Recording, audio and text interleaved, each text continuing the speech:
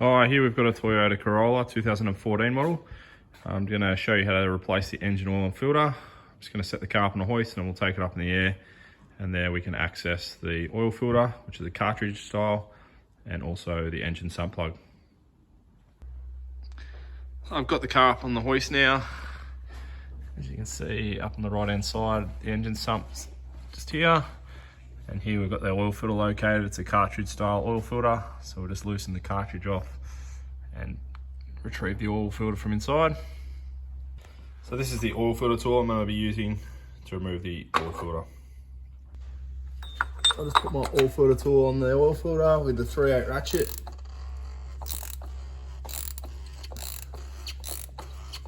Slowly wind this out.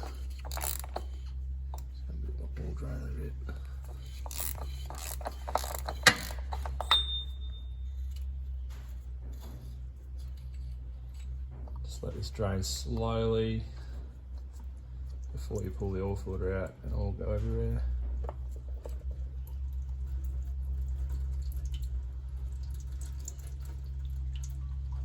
Take that out and leave that to drain. Now to remove the sump plug, you just need a 14mm spanner. Just loosen the sump plug off.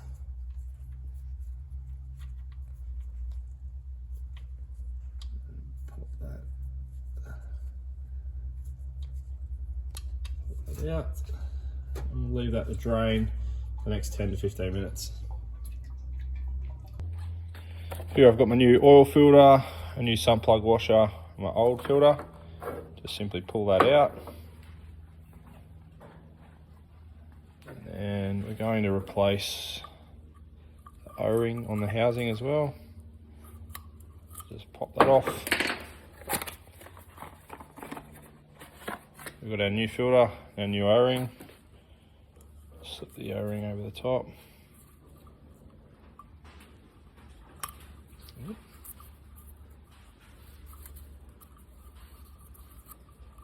It's a bit tricky. And then just make sure that goes all the way around in its correct groove and it's not in the thread, otherwise it'll bind up and you won't get a seal. And then just pop the new filter in.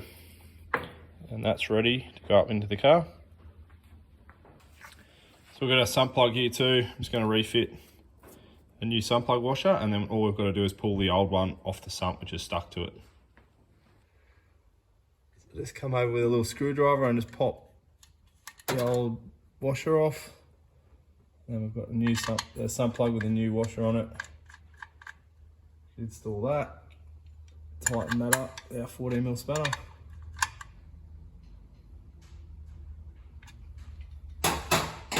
And then take your oil filter and your cartridge. Wind that in. These don't need to be over tightened. They've got that O-ring seal. So once you feel the cartridge make contact with the alloy housing, that's as far as they need to go. You don't need to swing off them.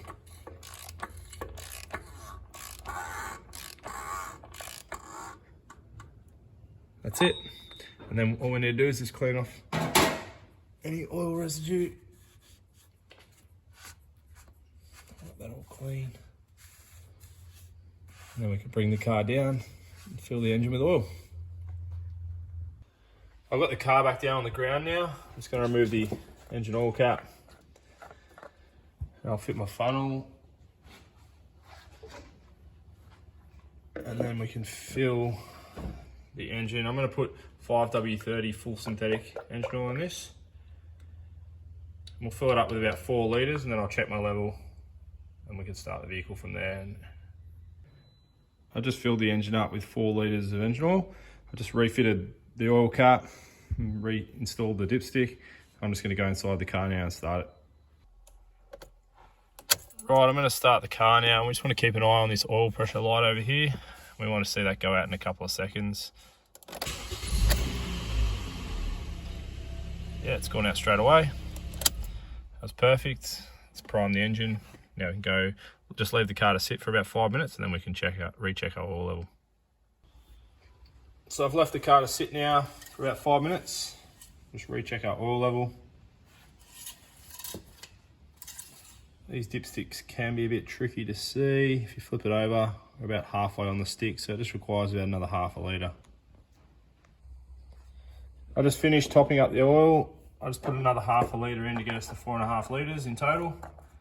So we can just refit our oil cap, and there you have it, that's all done.